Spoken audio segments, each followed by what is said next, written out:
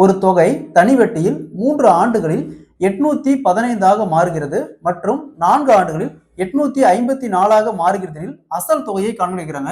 தனி வெட்டியில அதாவது சிம்பிள் இன்ட்ரெஸ்ட்ல இந்த மாடல் சம் கேட்டாங்களா 3 ஆண்டுல 815 மாறுது. நெக்ஸ்ட் 4 வருஷத்துல 854 மாறுது. நெக்ஸ்ட் இது ரெண்டுக்கான டிஃபரன்ஸ் 854ல 815 போச்சுன்னா மீதி 39. ஸோ 39 இன்ட்டு இந்த 3 ஆண்டு 39 இன்ட்டு 3 117.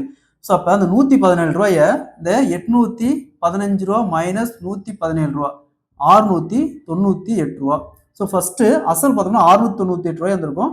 3 வருஷத்துக்கு அப்புறம் அது 815 ரூபாய் மாறி இருக்கும். அதுக்கப்புறம் 4 வருஷத்துக்கு அப்புறம் 854 ரூபாய். அதாவது இந்த ரெண்டு வேல்யூக்கான டிஃபரன்ஸ், அந்த டிஃபரன்ஸ் இந்த ஃபர்ஸ்ட் வேல்யூல மைனஸ் பண்ணணும். ஸோ அதான் ஆன்சர். இதே மாதிரி இந்த சம் பாருங்க. ஒரு தொகை தனி வெட்டியில் 2 ஆண்டுகளில் 620 மாறுகிறது மற்றும் 4 ஆண்டுகளில் 680 மாறுகிறது எனில் அசல் தொகையை காண்பிக்கிறாங்க. இதே மாதிரி இந்த சம சால்வ் பண்ணிக்கிற ஆன்சரை கமெண்ட்ல போடுங்க.